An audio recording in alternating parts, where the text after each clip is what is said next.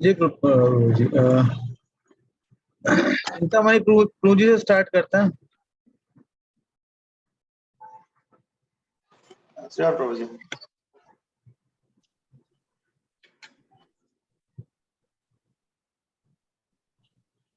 भगवत गीता से हमें स्वीकार करना होगा कि आध्यात्मिक ब्रह्मांड का अस्तित्व है जो भगवान का साम्राज्य है। यदि हमें किसी प्रकार ऐसे देश में लाया जाए जहां हमें सूचना दी जाती है कि हमें जन्म, मृत्यु, वृद्धावस्था और बीमारी के चक्र में हम और नहीं आना पड़ेगा, तो क्या हम प्रसन्न नहीं होंगे? यदि हम ऐसे स्थान के विषय में सुन लें तो अवश्यमेव हम वहां पहुंचने के लिए जितना संभव हो उतना प्रयत्न करेंगे। कोई वृद्ध होना नहीं चाहता है, कोई मरना नहीं चाहता है। निस्संदेह जो जगह इन दुखों से मुक्त हो, हमारी हार्दिक इच्छा वहां जाने की होगी। हम इसे क्यों चाहते हैं? क्योंकि हमें अधिकार है, हमारा विशेषाधिकार है कि हम ऐसा चाहें। हम सनातन हैं, आनंदमय हैं और ज्ञान से परिपूर्ण हैं, परंतु इस भौतिक बंधन में फंस जाने से हम अपने आप को भूल गए हैं। अतः भगवत गीता हमें अपने मूल स्वरूप को जागृत करने का लाभ देती है। थैंक यू प्रभु जी। अनामिका माता जी पढ़ना चाहेंगे? जी प्रभु जी। शंकराचार्य से पढ़ना है आपको। शंकराचार्य और बौद्ध मत का अनुसरण करने वाले कहते हैं कि संसार के परे केवल शून्य है, परंतु भगवत गीता हमें इस प्रकार निराश नहीं करती है। शून्यवाद के दर्शन से केवल नास्तिक उत्पन्न किए हैं। हम आध्यात्मिक जीव हैं और हम आनंद चाहते हैं, परंतु जैसे ही हमें अपना भविष्य शून्य लगने लगता है, वैसे ही हमारा झुकाव इस भौतिक जीवन में आनंद लेने की ओर हो जाएगा। इस प्रकार निर्विशेषवादी लोग यथासंभव इस भौतिक जीवन का आनंद भोग करने का प्रयास करते हुए शून्यवाद के दर्शन पर वाद विवाद करते हैं। इस तरह से कोई इन मानसिक कल्पनाओं में आनंद तो ले सकता है, परंतु इनसे कोई आध्यात्मिक लाभ नहीं होता है। ब्रह्मभूता प्रसन्नात्मा न शोचति न काङ्क्षति समः सर्वेषु भूतेषु मंद भक्ति लभते पराम। इस प्रकार जो दिव्य पद पर स्थित हो जाता है, वह तुरंत परम ब्रह्म का अनुभव करता है। वह ना तो कभी शोक करता है, न किसी वस्तु को पाने की आकांक्षा करता है। वह प्रत्येक जीव पर समभाव रखता है। उस अवस्था में वह मेरी शुद्ध भक्ति को प्राप्त करता है। भगवत गीता 18.54। जिसने भक्ति में जीवन में प्रगति कर ली है और जो कृष्ण भगवान की सेवा का आनंद ले रहा है, वह भौतिक आनंद से स्वयं ही विरक्त हो जाएगा। भक्ति में किसी के तल्लीन रहने का लक्षण यह है कि वह कृष्ण से पूर्ण रूप से संतुष्ट है। Thank you. मुझे चैप्टर को क्लोज मतलब पूरा समझ लेते हैं, फिर आगे पढ़ते हैं। ओके। तो लास्ट टाइम भी हमने पढ़ा था इस चैप्टर में कि आध्यात्मिक जगत कैसे है और आध्यात्मिक जगत जाने की प्रक्रिया क्या है, वो इस चैप्टर में प्रभुपाद जी बता रहे हैं।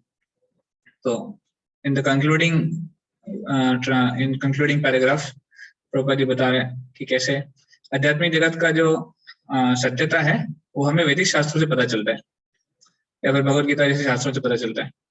तो भगवत गीता को इसलिए फॉलो करना चाहिए और उसके बेसिस पे हमें ज्ञान प्राप्त करना चाहिए, ना कि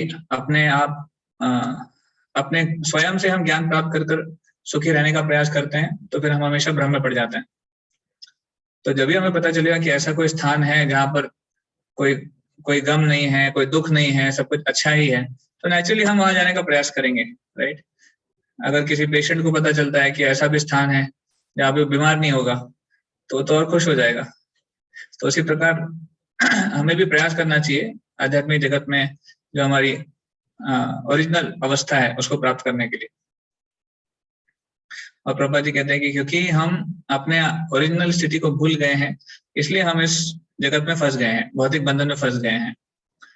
तो हमारी ओरिजिनल अवस्था है भगवान की सेवा करना और भगवान की सेवा में खुश रहना, और क्योंकि हम उसको छोड़कर इस भौतिक जगत में आ गए हैं और यहाँ पे हम बंधन में फंस गए हैं। ये जो माया मुग्ध जीव ऐसे बोलते हैं उसको, कि जो जीवात्मा माया से भ्रमित हो जाता है, फिर वो अपने आप को माया के कारण और भ्रम के कारण अपने आप को भौतिक जगत से ही आइडेंटिफाई करने लग जाता है कि मैं यहीं का हूँ और सब कुछ यहीं का है, और फिर वो ऐसे अपने ओरिजिनल स्थिति को भूल जाता है। तो आप सबने वो एक स्टोरी सुनी होगी, इंद्रदेव एक बार इंद्रदेव को एक श्राप मिलता है कि वो सुअर बन जाए, सुअर के जीवन में चले जाए। तो इंद्रदेव अपना पोस्ट छोड़ के सुअर बन जाता है और वहां पे उस परिवार में जन्म लेते हैं। तो वहां पर वो जब सुअर योनि में होते हैं in the body of a hog, तो वहां पर नेचुरली अब सुअर का जीवन कैसे है हम सबको पता है, हमने अनुभव किया होगा। वो हमेशा मल में रहता है, मल ही खाता है और उसको उसी में आनंद आता है।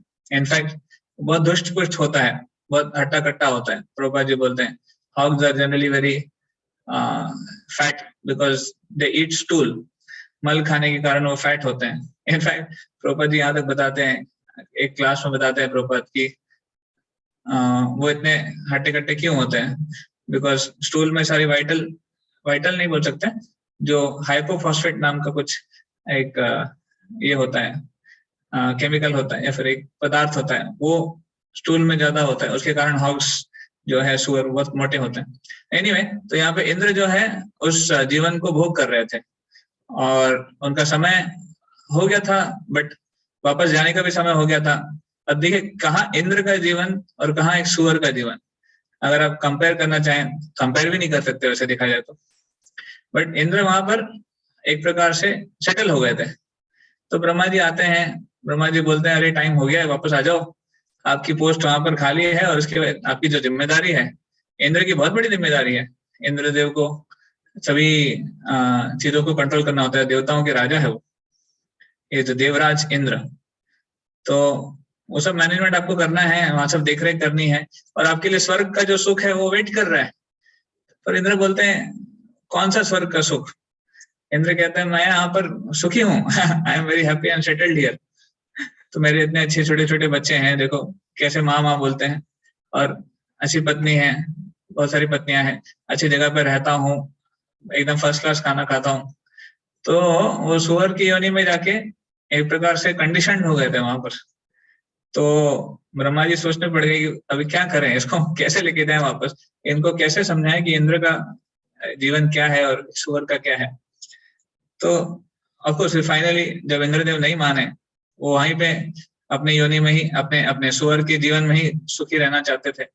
फाइनली फिर ब्रह्मा जी ने अपनी शक्ति से उन जो सुअर के जीवन में जो उनकी पत्नी थी उनकी हत्या कर दी, और उस विरह में, पत्नी की विरह में, बच्चों की विरह में फिर इंद्रदेव इन्होंने शरीर त्याग करके वापस अपनी जगह आ गए।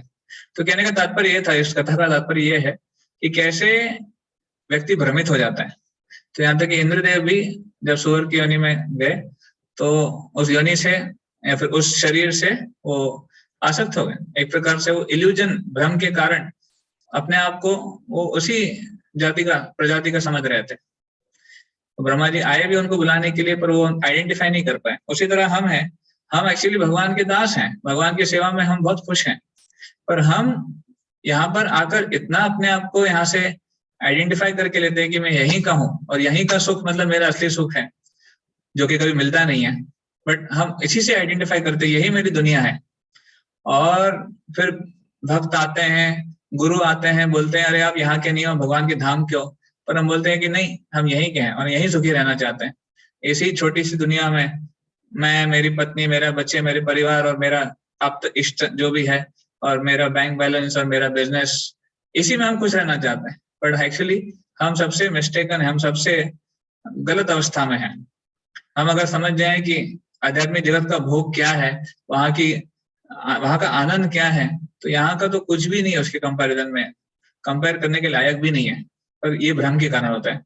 तो ये इतना स्ट्रांग जो भ्रम है माया का, क्योंकि हम माया से आइडेंटिफाई करते हैं, तो इसलिए हमारी आइडेंटिफिकेशन बहुत इंपॉर्टेंट है। हम किससे अपने आप को पहचान दिलाते हैं? हम भगवान से अपनी पहचान करते हैं या हम भौतिक जगत से अपनी पहचान करते हैं? तो इसलिए भौतिक जगत से अगर छुटकारा पाना है तो हमारे भगवान की जो पहचान है उसको पुनः जागृत करना बहुत जरूरी है।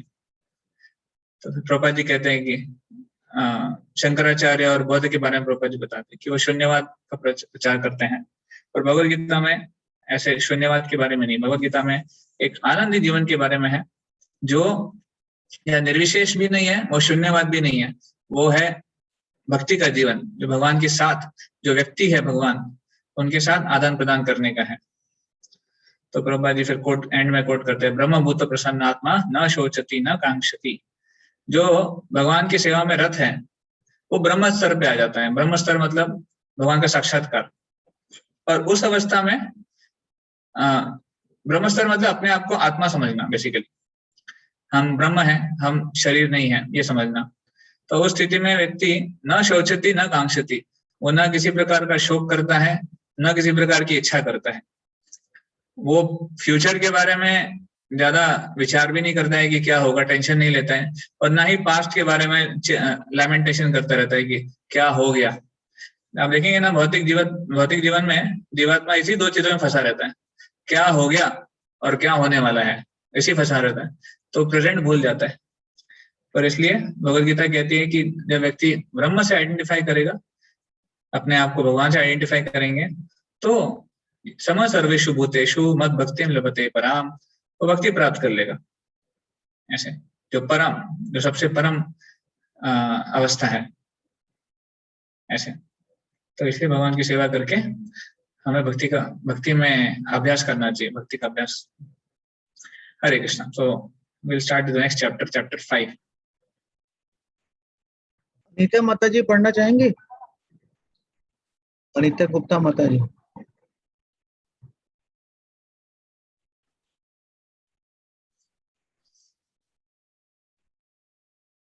आशा शर्मा माता जी पढ़ना चाहेंगी? हरे कृष्ण प्रभु जी। हाँ बिल्कुल, मैं पढ़ना चाहूंगी।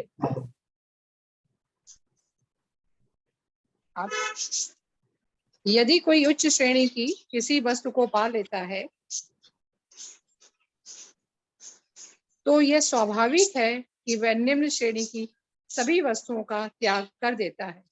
हम आनंद चाहते हैं, परंतु निर्विषयवाद और शून्यवाद ने ऐसा वातावरण उत्पन्न कर दिया है कि हम भौतिक आनंद के आदी बन गए। आनंद सर्वोच्च पुरुष के संबंध में होना चाहिए, पुरुषः सह परः, जिन्हें हम साक्षात देख सकते हैं। आध्यात्मिक आकाश में हम भगवान से आमने सामने बात कर सकते हैं, उनके साथ खेल सकते हैं, उनके साथ भोजन कर सकते हैं इत्यादि। यह सब भक्त्या अर्थात प्रेम पूर्वक दिव्य सेवा करने से ही प्राप्त किया जा सकता है। प्रभु जी।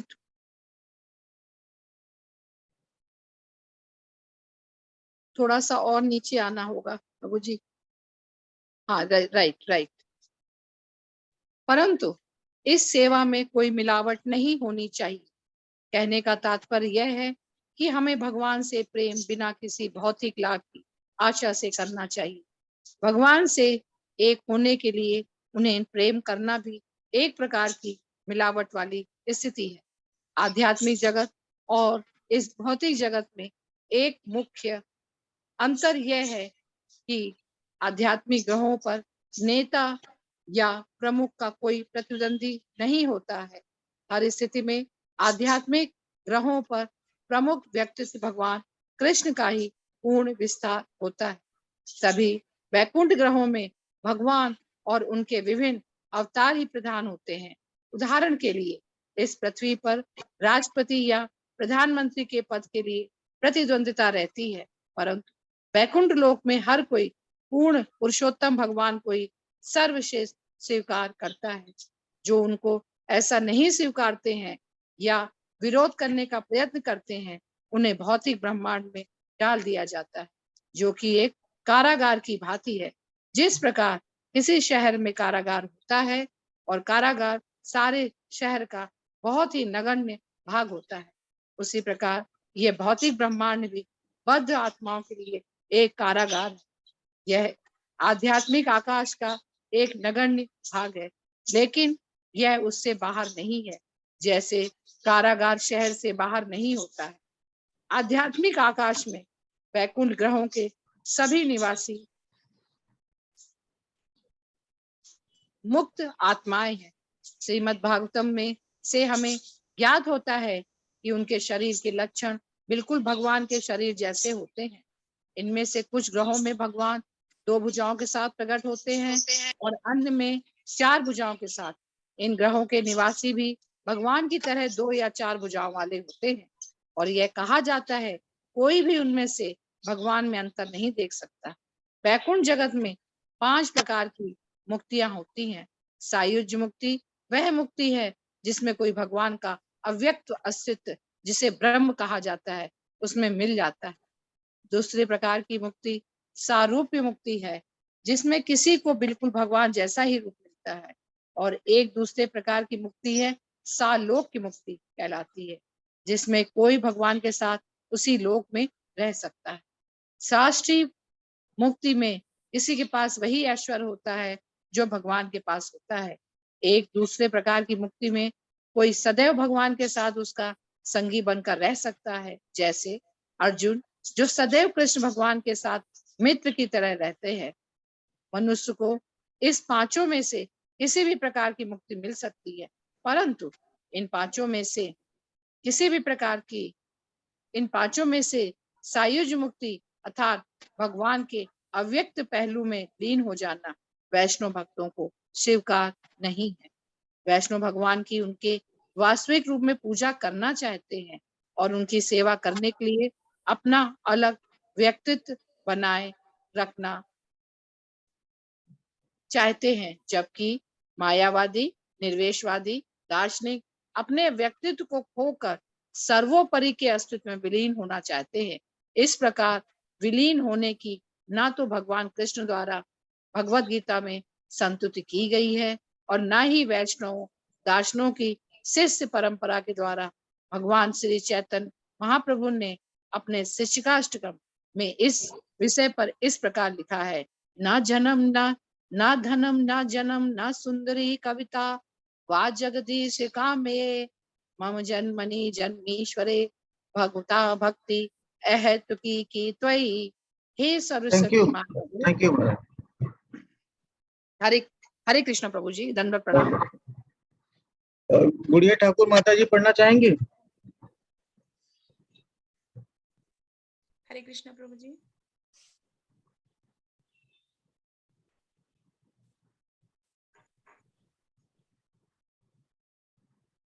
पढ़िए।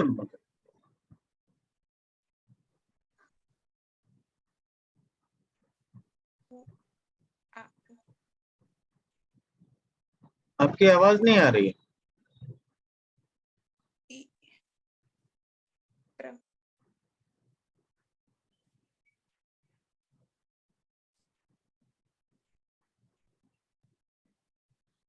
बीना माता जी पढ़ना चाहेंगे? Yes, Prabhuji, I'll read it. हे सर्वशक्तिमान प्रभु, मुझे धन एकत्र करने की इच्छा नहीं है, न सुंदर युवतियों के साथ आनंद भोगने की ही इच्छा है और न मुझे बहुत से अनुयायी बनाने की इच्छा है।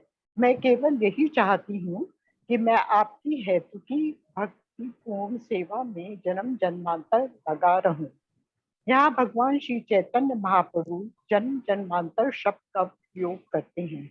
जब बार बार जन्म होता है तो मुक्त नहीं हो सकती।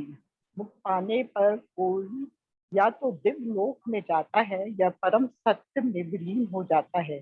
किसी भी स्थिति में इस भौतिक संसार में फिर जन्म लेने का प्रश्न नहीं उठता। परंतु चैतन्य महाप्रभु इस बात की परवाह नहीं करते हैं कि मुक्ति मिलती है या नहीं।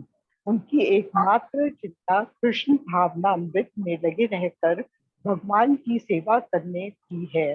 भक्त इसकी चिंता नहीं करता कि वो कहाँ है और न इसकी कि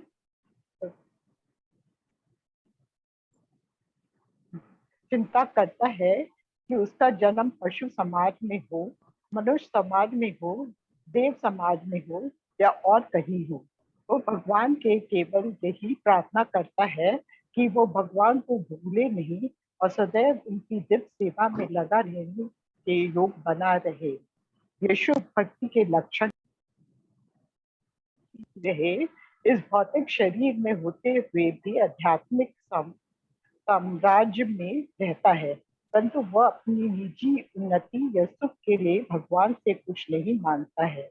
यद्यपि भगवान कृष्ण संकेत करते हैं कि जो उनकी भक्ति में लगे हैं वे सरलता से उनके पास पहुंच सकते हैं, परंतु जो योगी अन्य योग विधियों का अभ्यास करते हैं उनके लिए सदैव ही कुछ खतरा बना रहता है। उनको अपना स्थूल शरीर छोड़ने के उचित समय का निर्देशन भगवान ने भगवत गीता 8.23 में दिया है। यत् काले वनावृत्त मात्रयन्तम चैव योगिनः प्रयाता यान्ति तम कालम वक्ष्यामि भारतर्षभ। हे भरत श्रेष्ठ, अब मैं तुम्हें उन विभिन्न कालों के बारे में बतलाऊंगा जिनमें इस संसार को से प्रयाण करने के बाद कोई पुनः वापस आता है अथवा नहीं आता है। यहाँ कृष्ण बताते हैं कि यदि कोई मनुष्य किसी विशेष समय में अपना शरीर त्याग सके तो वो मुक्ति पा सकता है और वो फिर इस भौतिक संसार में कभी वापस नहीं आएगा। इसके विपरीत वे ये भी बतलाते हैं कि यदि कोई दूसरे समय में मरता है तो उसे फिर वापस आना पड़ेगा। यहाँ पर अवसर की बात है, परंतु वे भक्त जो सदैव कृष्ण भावना भावित हैं उनके लिए अवसर का कोई प्रश्न नहीं है, क्योंकि भगवान की भक्ति के कारण उनके लिए कृष्ण के धाम में प्रवेश करना निश्चित है। थैंक यू माता जी। काजल माता जी पढ़ना चाहेंगे? हरे कृष्ण प्रभु जी, दंडवत प्रणाम जी। पालन प्रभु जी। अग्नि ज्योतिरा शुक्लः षण्मासः उत्तरायणम् तत्र प्रयाता गच्छन्ति ब्रह्म ब्रह्मा विदो जनः। जो परम ब्रह्म के ज्ञाता हैं वे अग्नि देव के प्रभाव में प्रकाश में दिन की शुभ लक्षण में शुक्ल पक्ष में या जब सूर्य उत्तरायण में रहता है उन 6 मासों में शरीर त्याग करके इस संसार से प्रयाण करते हैं। भगवत गीता 8.24। सूर्य 6 महीने विषुवत रेखा के उत्तर में रहता है और 6 महीने दक्षिण में रहता है। श्रीमद् भागवतम में वर्णन मिलता है कि जैसे सभी ग्रह चक्कर लगाते रहते हैं वैसे ही सूर्य भी चक्कर लगाता है। यदि कोई उस समय मरता है जबकि सूर्य उत्तरायण होता है तो वह मुक्ति पाता है। धूमो रात्रिस्तथा कृष्णा षण्मासा दक्षिणायनम तत्र चंद्रमासम ज्योतिर्योगी प्रापय निर्वर्तते शुक्ल कृष्णे गति होते जगता शाश्वते मते एक्या यत्नावृतिम मन्याय वर्तते पुनः। जो योगी धुंध के समय रात्रि कृष्ण पक्ष या सूर्य के दक्षिणायन में रहने के 6 महीनों में दिवंगत होता है या जो चंद्रलोक पहुंच जाता है वह पुनः पृथ्वी पर आ जाता है। वैदिक मतानुसार इस संसार में प्रयाण करने के 2 मार्ग हैं, एक प्रकाश का तथा दूसरा अंधकार का। जब मनुष्य प्रकाश में जाता है तो वह वापस नहीं आता, किंतु अंधकार में जाने वाला पुनः लौट कर आता है। भगवद गीता 8.25-26। Thank you. प्रभु जी एक्सप्लेन कर दीजिए।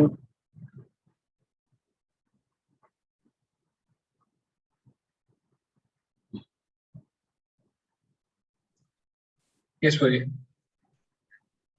तो ये अध्याय बहुत ही अच्छा है। जैसे पिछले अध्याय में हमने पढ़ा आध्यात्मिक जगत जाने का तरीका क्या है।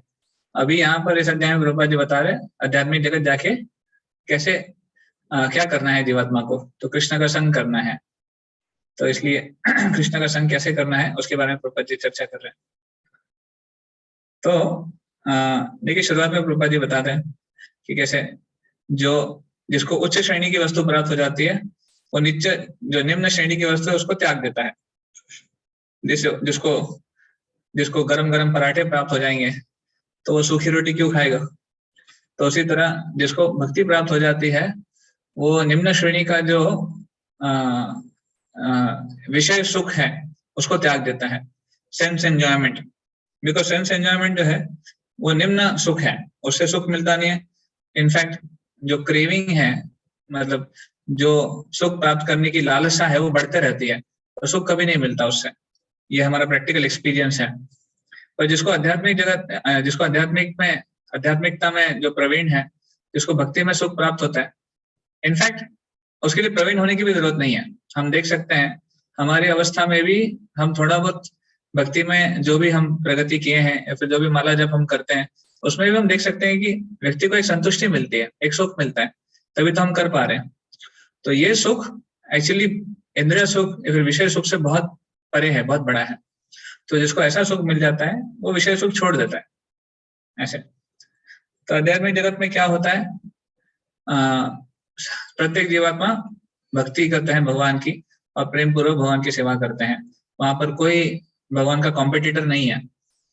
आध्यात्मिक जगत में एक ही स्वामी है, वो है भगवान या फिर उनके जो विस्तार, वो सब एक ही श्रेणी के हैं ऐसे। तो प्रभुपाद जी बताते हैं वहां पे कोई कॉम्पिटिटर नहीं है। ऐसा नहीं कि वहां पे उनको कभी इलेक्शन में वो हार सकते हैं या फिर पोस्ट चेंज हो जाएगी, पर्सन चेंज हो जाएगा पोस्ट का, ऐसा नहीं होता है वहां पर।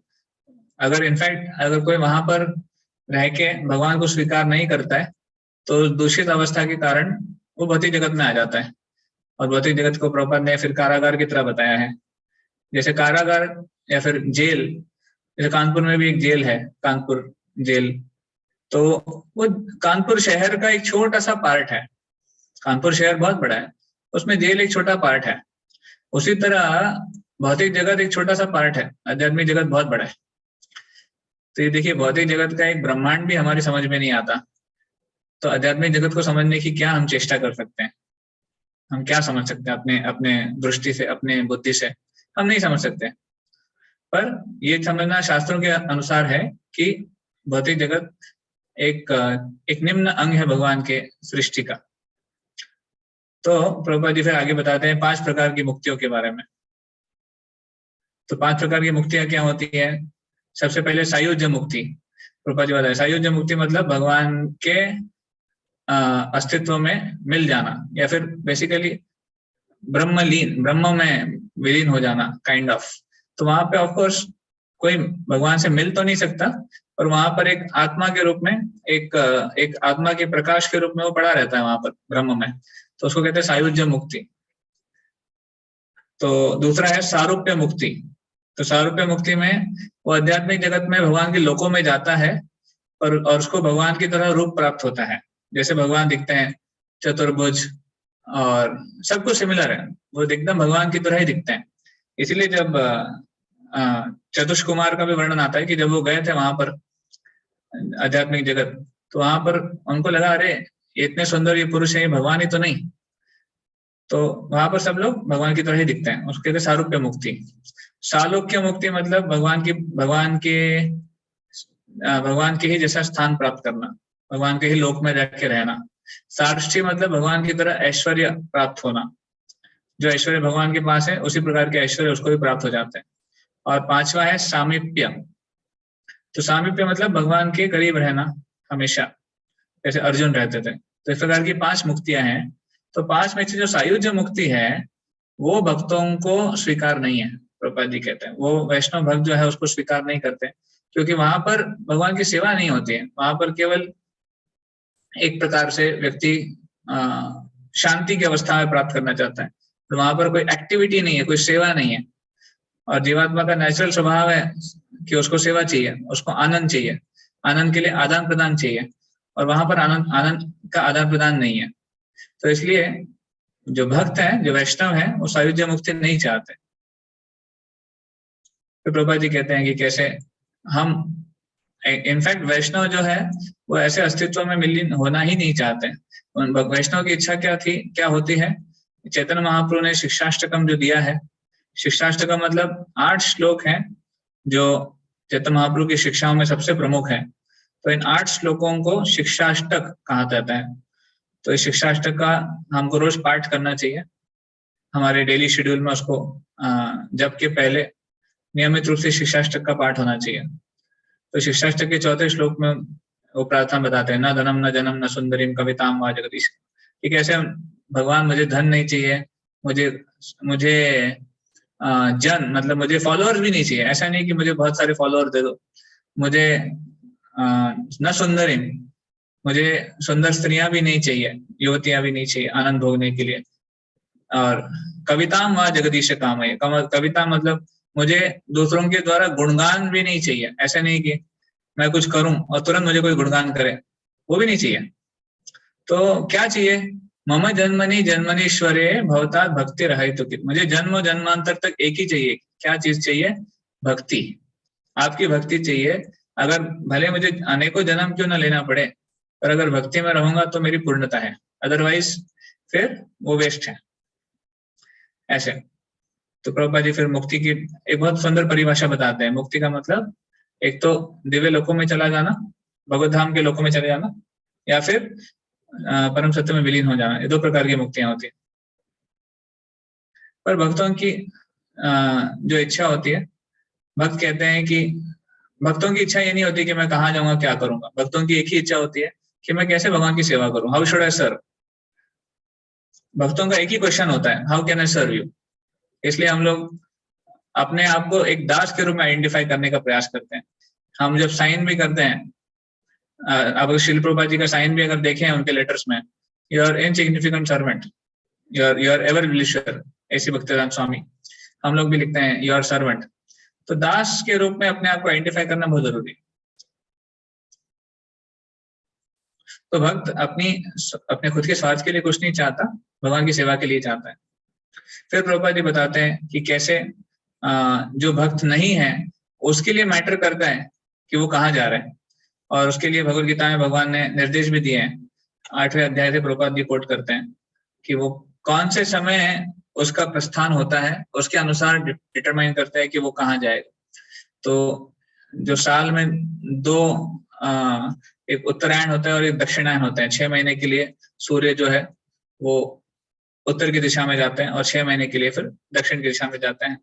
तो जो उत्तरायण का जो समय है उसमें मृत्यु प्राप्त करना वांछनीय है योगियों के लिए, ये योगियों की बात हो रही है। और जो दक्षिणायन का समय है उसमें वांछनीय नहीं है, क्योंकि उसमें उसको वो गति प्राप्त नहीं होती है। तो ये योगियों की बात हो रही है। पर वैष्णव के लिए इन सब चीजों की जरूरत नहीं है। वैष्णव कभी भी चाहे उसका शरीर त्याग हो, क्योंकि उसके चित्त में कृष्ण है, इसलिए वो हमेशा भगवान का स्मरण करते हुए भगवत धाम ही जाता है। ऐसे एक और इम्पोर्टेंट चीज प्रभुपाद जी ने बताया कि कैसे सूर्य भी घूम रहा है। हमारे मॉडर्न साइंस के हिसाब से सूर्य स्टेशनरी है, एक ही जगह पे है, और बाकी प्लैनेट घूम रहे हैं। पर वैदिक शास्त्रों के अनुसार सूर्य भी घूम रहे हैं। तो आप कहेंगे फिर ये स्टेशनरी कौन है? तो एक्चुअली वैदिक क्या कहते हैं उसको, वैदिक जियोग्राफी या फिर जो वैदिक प्लैनेटरी सिस्टम्स हैं उसके अनुसार सूर्य और चंद्र ये घूमते हैं, और जो लोक हैं वो लोक स्टेशनरी हैं। भूलोक, स्वर्ग लोक, महर लोक, जनलोक, तपल लोक, ये सारे स्टेशनरी हैं। तो ऐसा ये वैदिक क्या कहते हैं उसको, वैदिक क्रिएशन का पार्ट है। उसको हम पढ़ेंगे कभी आगे जाके। कंटिन्यू।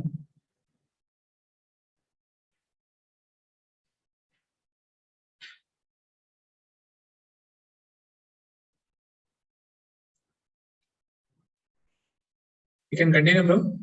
जी प्रभु, ढूंढ रहा हूँ। सोमेश प्रभु जी पढ़ना चाहेंगे? जी प्रभु जी। हरे कृष्णा। जी यह सब अवसर की बात है। हम नहीं जानते कि हम कब मरने वाले हैं, और हम आकस्मिक संयोगवश कभी भी मर सकते हैं। किंतु जो भक्ति योगी है, जो कृष्ण भावनामृत में स्थित है, उनके लिए अवसर का कोई प्रश्न नहीं है। वह सदैव विश्वस्त रहते हैं। चलेंगे प्रभु जी वैसा या नैते श्रुति पार्थ जान योगी मुह्यति कश्यन तस्मात् सर्वेषु कालेषु योग युक्तो भावार्जुना। हे अर्जुन, जो भक्तगण इन दोनों मार्गों को जानते हैं वे कभी मोहग्रस्त नहीं होते। अतः तुम सदैव भक्ति में स्थिर रहोगे। भगवद गीता 8.27।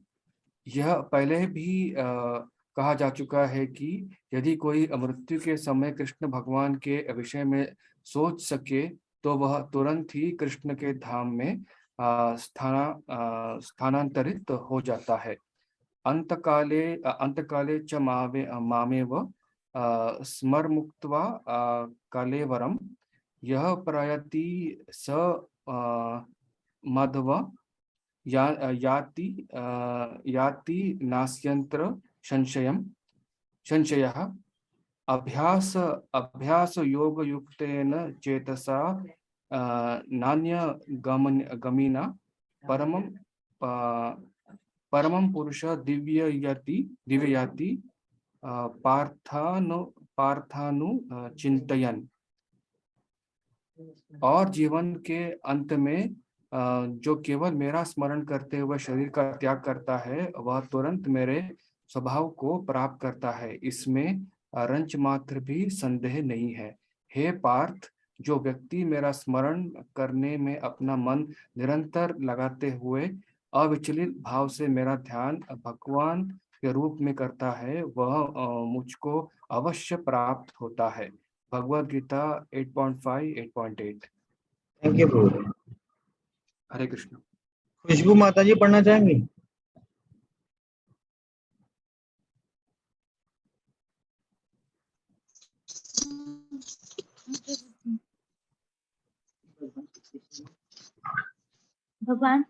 भगवान श्री कृष्ण ने ऐसा ध्यान लगाना कठिन लगता है, परंतु वास्तव में ऐसा नहीं है।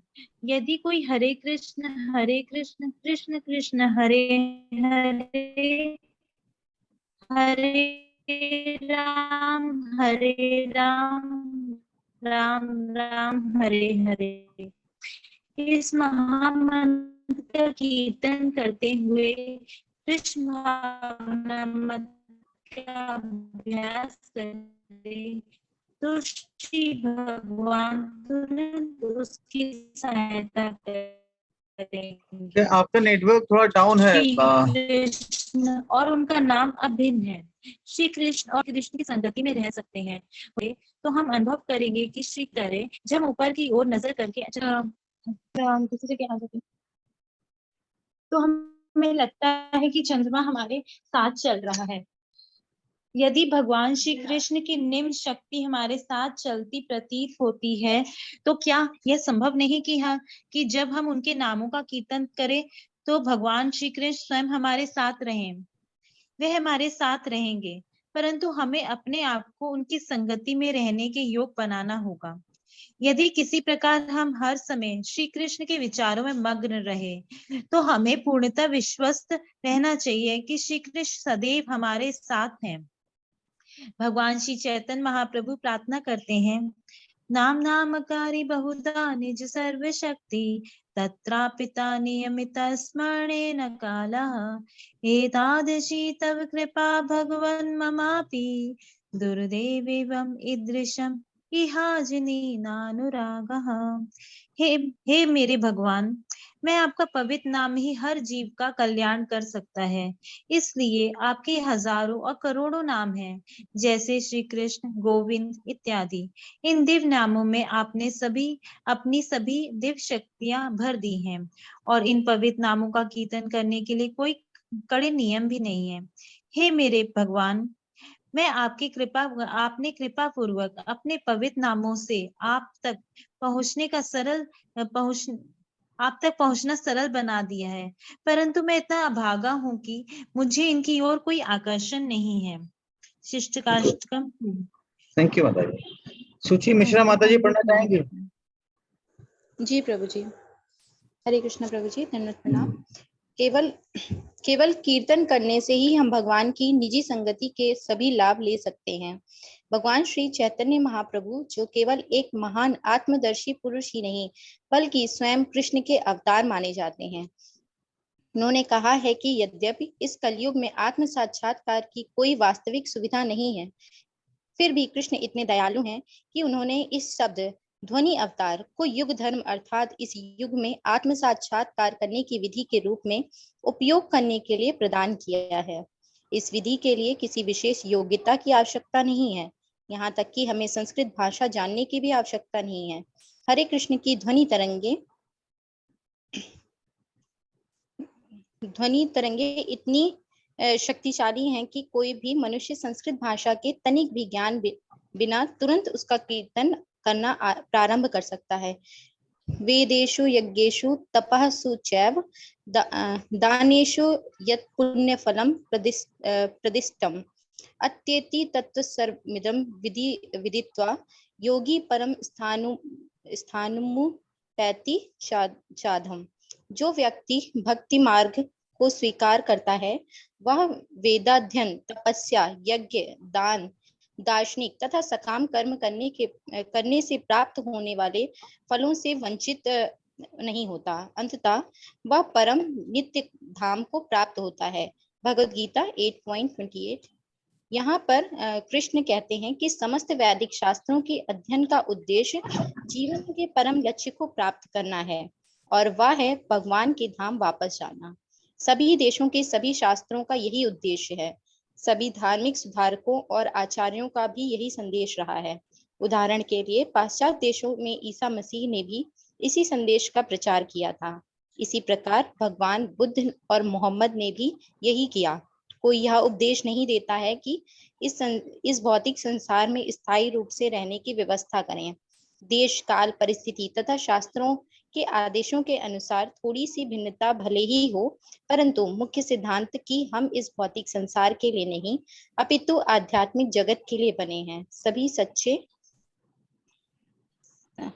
सच्चे आध्यात्मवादियों के द्वारा स्वीकार किया जाता है। आत्मा की आंतरिक इच्छाओं की संतुष्टि के लिए सभी चिन्ह जन्म मृत्यु से परे कृष्ण भावना के कृष्ण भगवान के लोगों की ओर संकेत करते हैं। Thank you. हरे कृष्णा प्रभु जी। हरे कृष्णा। तो ये बुक यहीं पे समाप्त होती है। तो लास्ट सेक्शन में प्रभुपाद जी बता रहे थे कि कैसे जब प्रभुपाद जी ने बताया उन श्लोकों के बारे में कि प्रयाण दो प्रकार के जो होते हैं, एक उत्तरायण और दक्षिणायन के समय, तो जनरली ऐसे माना जाता है जो उत्तरायण के समय जिनका शरीर त्याग होता है वो भगवान के धाम जाते हैं, जो दक्षिणायन के समय जिनका शरीर त्याग होता है वो पुनः लौट के आते हैं। पर प्रभुपाद जी बता रहे हैं कि हमारा कब शरीर त्याग होगा उसका कोई भरोसा नहीं है। आकस्मिक, एक्सीडेंटल, कभी कुछ भी हो सकता है। तो हमारी मृत्यु निश्चित है, पर कब निश्चित है वो किसी को कोई पता नहीं है, कोई गारंटी नहीं है। इसलिए हमको भक्ति योग का अभ्यास करना चाहिए। भक्ति योगी के लिए ये मैटर नहीं करता है कि वो कब अपना शरीर त्याग करे। तो इसलिए भगवद गीता से प्रभुपाद जी कोट करते हैं 8वें अध्याय का 5वां श्लोक, अंतकाले च मामेव स्मरण मुक्त्वा कलेवरम यह प्रयाति समद्भावम याति नास्त्यत्र संशय। भगवान कह रहे हैं नो डाउट अबाउट दिस, याति ना अस्त्यत्र संशय। इसमें कोई डाउट नहीं है कि जो यह प्रयाति समद्भावम, जो मेरे भाव को स्मरण करता है, मतलब इनफैक्ट मतलब मुझे स्मरण करता है, मेरे भाव को मतलब भगवान के चिंतन, भगवान का स्मरण करता है ऐसे। अब देखिए यहाँ पे महत्वपूर्ण चीज है, केवल भगवान का नाम लेना नहीं बोला गया है, स्मरण बताया गया है। तो हम कहेंगे कि अरे हमको तो बताया गया भगवान का नाम लेना है मृत्यु के समय। नहीं, केवल नाम लेना इंपॉर्टेंट नहीं है। पता नहीं नाम आएगा कि भी नहीं आएगा। मृत्यु के समय ऐसी अवस्था होती है कि बहुत विकट परिस्थिति होती है। जैसे कुलशेखर अलवर कुलशेखर महाराज जी बताते हैं अपने श्लोक में, कृष्णा तुदीय पद पंकज पंजरांतम अद्वैतमे विशुतुमान सराज हंस प्राण प्रयाण समय कफवात पित्तौ कंठावरोधन समय स्मरणम कुतस्ते। वो कहते हैं कि हे भगवान, प्राण प्रयाण समय कफवात पित्तौ, मृत्यु के समय ये कफ वात और पित्त इनके कारण पता नहीं गला खराब हो जाए, गले में गला चौक हो जाएगा, भगवान की याद, भगवान का आवाज निकलेगी नहीं निकलेगी, या फिर शरीर उस स्थिति में होगा नहीं होगा, कोई गारंटी नहीं है। इसलिए कुलशेखर महाराज प्रे करते हैं, प्रार्थना करते हैं कि अभी मैं स्वस्थ हूं तो अभी कृपया कृष्णा त्वदीय पद पंकज पंजरांत अद्वैत में विशुद्ध मानस राज हंस। वो कहते हैं कि अभी मैं अपने मन को आपके चरण कमल में लगाना चाहता हूँ। उसी तरह जैसे एक हंस, जब मानसरोवर लेक में जो हंस है, वो हंस अपने आप को लोटस जो कमल है उसके जो स्टेम है उससे वो अपने आप को एंटेंगल कर लेता है, मतलब अपने आप को बांध देता है उसके साथ। तो जैसे वो हंस कमल के पंखुड़ी, कमल के जो स्टेम है उसके साथ अपने आप को बांधता है, उसी तरह मेरे मन रूपी हंस को मैं आपके चरण कमलों के साथ बांधना चाहता हूँ। ऐसे प्रार्थना वो करते हैं। तो वो इसलिए मैंने इसलिए कोट किया कि मृत्यु के समय क्या होगा कोई भरोसा नहीं है, इसलिए आवाज निकलेगी, भगवान का नाम निकलेगा, कोई भरोसा नहीं है। तो इसलिए गीता में भगवान ने नाम के ऊपर ज्यादा जोर नहीं दिया है, यह प्रयाति समद्भाव, स्मरण के ऊपर जोर दिया है। तो स्मरण कब होगा? जब हम जीवन भर भगवान का चिंतन करेंगे। कभी कभी लोग बोलते हैं हम जीवन भर पाप करेंगे और मृत्यु के समय भगवान का नाम ले लेंगे, हरे कृष्णा बोल के मर जाएंगे। तो इतना आसान है कि भगवान को चीट करना इतना आसान नहीं है। तो इसलिए मैंने कहा केवल नाम लेने से नहीं होगा, भगवान का स्मरण होना जरूरी है, भगवान के दिव्य भाव का स्मरण होना जरूरी है। तो उसके लिए हमको ट्रेन करना पड़ेगा, हमको अभी से ट्रेनिंग लेनी पड़ेगी, तब जाके हो सकता है कि कुछ काल में जब हमारा शुद्धिकरण हो जाए, चित्त का शुद्धिकरण हो जाए, अनर्थों का नाश हो जाए, तब जाके भगवान का हम स्मरण एक जब हम अच्छी स्थिति में कर सकते हैं तो ही हम विकट स्थिति में कर पाएंगे। कभी कभी लोग मंदिर आते नहीं है या फिर जब करना छोड़ देते हैं, तो उनसे पूछो क्या हो गया, बोलते जीवन में समस्याएं आ गई, जीवन में प्रॉब्लम आ गए, बीमार हो गए, इसलिए जब नहीं किया, इसलिए मंदिर नहीं आए। तो हम कहते हैं अरे भाई जब समस्या है तो भगवान का स्मरण ज्यादा करना है। ऐसे नहीं कि जब सब कुछ ठीक चल रहा है तब भगवान को हम पूज रहे हैं, पर जब समस्या आ गई तो भगवान को भूल गए, ये तो उल्टा हो गया। तो मृत्यु के समय अगर भगवान को स्मरण करना है तो अभी से ट्रेनिंग करना पड़ेगा, तभी विकट परिस्थिति में भगवान को स्मरण कर सकते हैं। तो इसलिए प्रभुपाद जी ने दूसरा श्लोक कोट किया, अभ्यास योग युक्तेन चेतसा नान्यगामिना। वो कहते हैं कि अभ्यास करना पड़ेगा, ये अपने आप नहीं होगा, भगवान का स्मरण जो है उसके लिए अभ्यास करना पड़ेगा। और परमम पुरुषम दिव्यम याति पार्थानुचित्तयम, तब अभ्यास कर हमारा ध्यान भगवान में लगेगा। और अभ्यास करने की विधि क्या है कलयुग में और हमारी परिस्थिति में? सबसे आसान विधि भगवान ने हमको दी है, वो है भगवान के नाम का जप करना, हरे कृष्ण महामंत्र का जप करना, क्योंकि ये एकमात्र उपचार है हमारी कलयुग की परिस्थिति को टालकर भगवान के धाम जाने के लिए। ये एकमात्र सोल्यूशन है, can say in one sense, और कोई सोल्यूशन नहीं है। That's why we need to work on this aspect very strongly. तो आगे प्रभुपाद जी बोलते हैं भगवान उनके नाम में कोई अंतर नहीं है।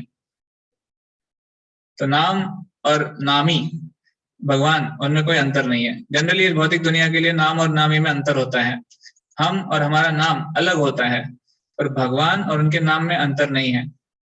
प्रभुपाद जी उदाहरण देते हैं, कोई अगर पानी पानी पानी कहेगा तो उसकी प्यास नहीं बुझेगी, उसको पानी पीना पड़ेगा तब प्यास बुझेगी, क्योंकि पानी नाम में और पानी ऑब्जेक्ट में, वस्तु में अंतर है। पर कोई अगर कृष्ण कृष्ण कृष्ण कहेंगे तो कृष्ण उनके समक्ष हैं, ये कृष्ण में और कृष्ण के नाम में कोई अंतर नहीं है। ऐसे तो फिर प्रभुपाद जी कहते हैं जब हम भगवान का नाम लेंगे हमेशा भगवान हमारे साथ रहेंगे। तो प्रभुपाद जी उदाहरण देते हैं कि जैसे चंद्रमा भी हमारे साथ रहता है, हम कभी चलते हैं रास्ते पे तो देखते हैं चंद्रमा साथ में चल रहा है। कभी कभी बच्चे बोलते हैं माता से, अरे ये चांद मुझे फॉलो कर रहा है।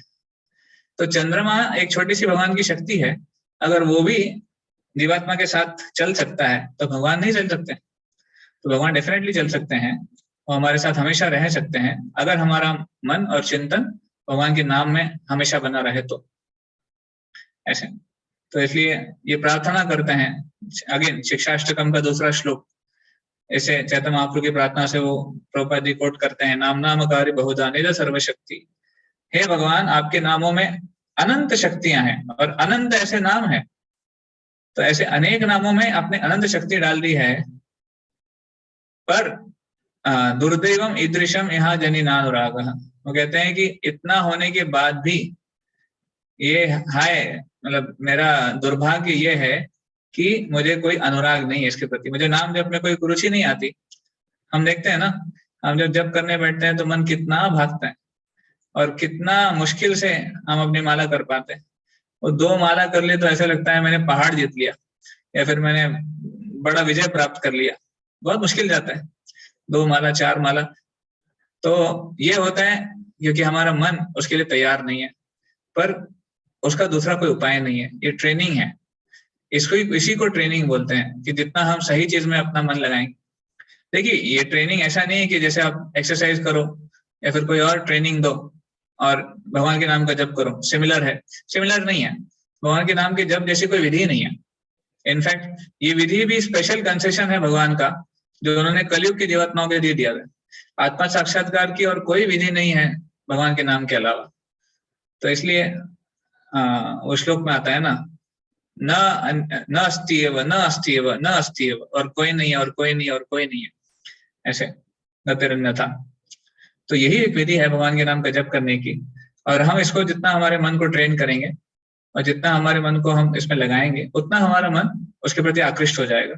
और माइंड इज ट्रेनेबल, मन को ट्रेन किया जा सकता है, ऐसे नहीं कि मन ट्रेन नहीं हो सकता। दूषित मन है उसको शुद्ध किया जा सकता है भगवान के नाम से।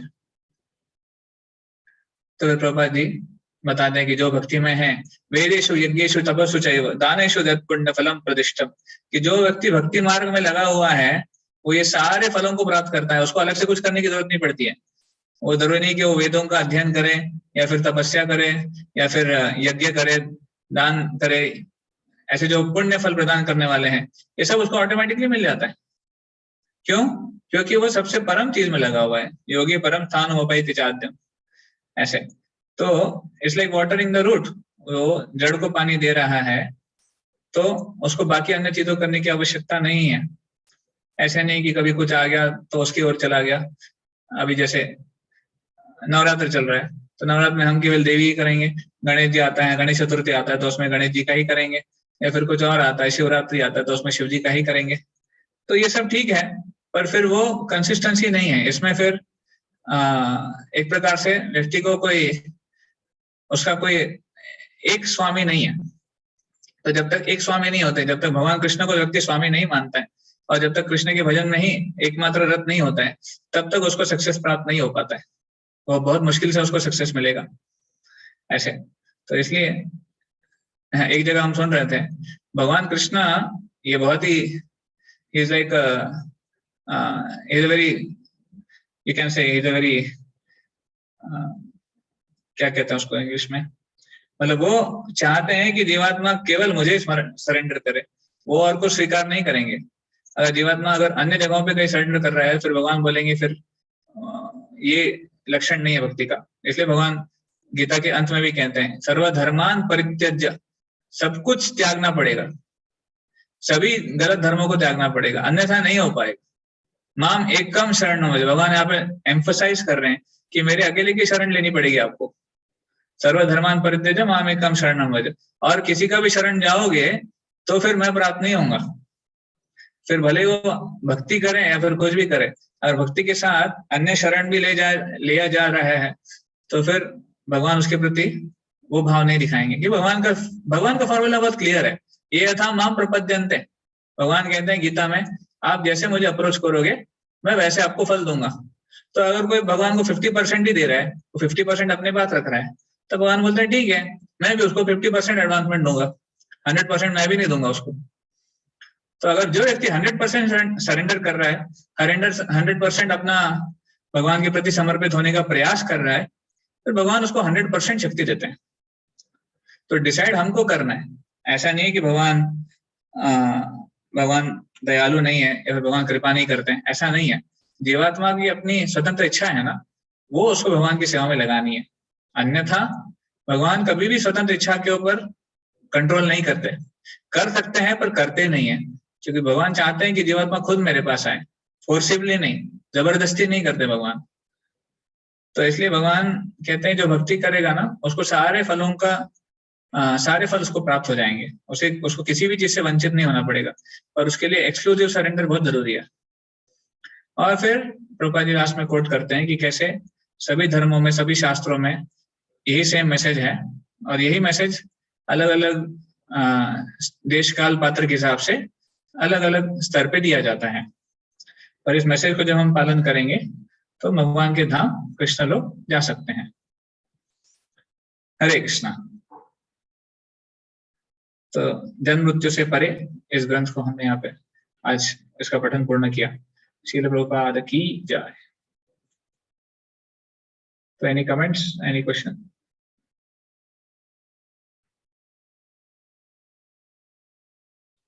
यस माता जी। हरे कृष्ण माता प्रभु जी, दंडवत प्रणाम। हरे कृष्ण सर। प्रभु जी, जो आपने उत्तरायण वाला बताया, तो इसमें जैसे जो बाकी नॉर्मल लोग जब शरीर छोड़ते हैं तो उनके साथ भी ऐसा होता है कि उत्तरायण में अगर शरीर छोड़ेंगे तो वो मुक्ति मिलेगा और उसके अलावा दक्षिणायन में नहीं मिलेगी?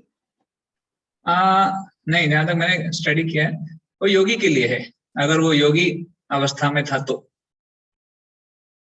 पर अभी जो कर्मी है या फिर जिसने भगवान की, देखिए योगी का भी बहुत बड़ा स्तर होता है, योगी भी कोई साधारण व्यक्ति नहीं है। अगर आप भक्ति गीता में पढ़ेंगे आप 6ठे अध्याय में योगी कौन है, तो हमें समझ में आएगा कि योगी के लिए भगवान ने कितना क्वालिफिकेशन दिया है। उसको सबसे पहले तो योगी को ग्रह त्याग करके जंगल में जाना पड़ता है, वो घर पर रह के योग नहीं कर सकता, योगाभ्यास नहीं कर सकता। और दूसरा फिर वो उसको वहां पर जाके तपस्या करनी पड़ती है, उसके लिए भी बहुत सारे नियम हैं। तो जो अष्टांग योग का प्रोसेस पूरा भगवान गीता में सिखाते हैं, उसके बाद वो सक्सेस प्राप्त कर सकते हैं, तो इसके लिए है वो। और हाँ। उन्हीं योगी को जैसे मृत्यु के समय जैसे महाराज भरत को हिरण याद आ गया था और उन्हें कुछ और याद आ गया, तो कौन सी चीज उनको मुक्ति मिलेगी या उन्हें फिर से पुनर्जन्म मिलेगा किसी दूसरी योनि में? तो हिरण्य, जैसे भरत महाराज के केस में वो स्पेशल केस था, भरत महाराज को पुनर्जन्म मिला हिरण्य के शरीर में, पर क्योंकि भरत महाराज ने योग नहीं किया था, भरत महाराज ने भक्ति करी थी। वहां पे क्लियर वर्णन आता है श्रीमद् भागवतम में कि भरत महाराज ने भगवान की ऐसी भक्ति की थी कि वो भाव के स्तर तक थे, तो उन्होंने अच्छी भक्ति करी थी। पर थोड़ा सा एक डिस्ट्रैक्शन हो गया, उसके कारण उनको 2 शरीर और लेने पड़े और फिर उनकी मुक्ति हुई। तो ऐसे योगी को भी डिस्ट्रैक्शन हो सकता है at the time of death? Depends, हाँ, उसकी चेतना के ऊपर है। अगर वो स्वर्ग को भोगना चाहता है तो फिर उसको स्वर्ग प्राप्त हो जाएगा, उसको फिर भगवान नहीं प्राप्त होंगे, उसको मुक्ति प्राप्त नहीं होगी उसको। जी, thank you Prabhu ji. Hare Krishna. Hare Krishna. Yes Kajal मते। हरे कृष्ण प्रभु जी, दंडवत प्रणाम। हरे कृष्ण। तो जैसे मेरा क्वेश्चन ये है कि जैसे कलयुग में तो जैसे हरे कृष्ण महामंत्र रिकमेंडेड है कि यही हमें जपना है, कि इससे हमारा शुद्धिकरण होता है। जैसे बहुत से लोग कहते हैं कि ओम नमो भगवते वासुदेवाय, ये भी तो एक मंत्र है भगवान का ही, कृष्ण का ही, तो इसको जपने से शुद्धिकरण क्यों नहीं हो सकता? मतलब इसको क्यों नहीं जपना चाहिए? हरे कृष्ण महामंत्र क्यों जपना चाहिए? ऐसा मतलब इसमें फिर क्या मतलब रिप्लाई कर सकते हैं? यहाँ पे कोई मेडिकल का व्यक्ति है? मेडिकल फील्ड से सोमेश प्रभु है। तो सोमेश प्रभु, अगर बुखार होता है तो कौन सी दवाई खाते हैं? पैरासिटामोल खाते हैं। और अगर दर्द हो रहा है तो कौन सी दवा खाते हैं? डाइक्लोफेनाक या फिर इबुप्रोफेन। अच्छा, दर्द में पैरासिटामोल क्यों नहीं खाते? उतना इफेक्टिव नहीं होता है। एग्जैक्टली। तो देखिए, अभी डाइक्लोफेनाक और पैरासिटामोल दोनों दवाइयां सही हैं, पर बीमारी के हिसाब से दवाई ली जाती है। तो कलयुग का जो बीमारी है हमारा, उस युग के लिए हरे कृष्ण महामंत्र प्रिस्क्राइब किया गया है। तो चैतन्य महाप्रभु ने हरे कृष्ण महामंत्र का उसका प्रचार प्रसार किया और हमारे कलयुग की अवस्था के लिए हरे कृष्ण महामंत्र बताया गया।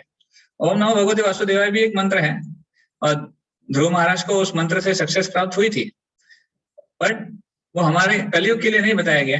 तो जो शास्त्रों में बताया गया हम वो करेंगे, हम अपने हिसाब से मंत्र नहीं उसको ये करेंगे ना। अपने हिसाब से अगर मंत्र करने जाएंगे तो फिर तो कोई भी मंत्र बना लेगा। कोई बोलेगा राम क्यों नहीं, कोई बोलेगा राधे राधे कृष्णा, कोई बोलेगा, कोई कुछ भी बोल सकता है, तो भगवान के नाम ही है। पर हरे कृष्ण महामंत्र शास्त्रों में है, प्रमाणित है और कलयुग के लिए दिया गया। ओके प्रभु जी, thank you Prabhu ji. Hare Krishna. Yes Someshwar. प्रभु जी हरे कृष्णा। प्रभु जी थैंक यू, काफी अच्छा लगा ये क्लास। एंड प्रभु जी एक था कि आपने बताया कि ये दो होते हैं, उत्तरायण दक्षिणायन। प्रभु जी मैं कहीं पढ़ा था कि भीष्म देव का भी ही वाज मॉर्टली वुंडेड दक्षिणायन, और वो भी उन्होंने वेट किया टिल उत्तरायण आने तक टू लीव हिज बॉडी। प्रभु जी वो तो परम वैष्णव थे, व्हाई डिड ही मतलब ऐसा क्यों किया हम लोग? That's true. भीष्मदेव के कथा में आता है कि वो वेट किए थे उस समय का। एक्चुअली उनका वेट करने का कारण और भी था, जहां तक मैंने सुना है आचार्यों से, कि वो केवल उत्तरायण का वेट नहीं कर रहे थे, वो भगवान श्री कृष्ण का वेट कर रहे थे। एक्चुअली युद्ध के बाद उनकी बहुत परम इच्छा थी कि वो पांडवों को राज्य करता हुआ देखे। तो आप देखेंगे युद्ध के बाद प्रसंग आता है जहां पर कृष्ण सारे पांडवों को राजा का वेश पहनाकर वहां लेके जाते हैं और भीष्मदेव बहुत सारी शिक्षाएं वहां पर देते हैं, how to rule, how to live, how to lead and how to be a devotee. तो बहुत सारी शिक्षाएं वहां पर देते हैं भीष्मदेव। इनफैक्ट महाभारत में पूरा एक पर्व है उनके नाम से, भीष्म पर्व। तो for this thing he was waiting. तो उत्तरायण के लिए वेट करना तो केवल एक साइड रीजन था उनका, mainly he was waiting for Lord Shri Krishna.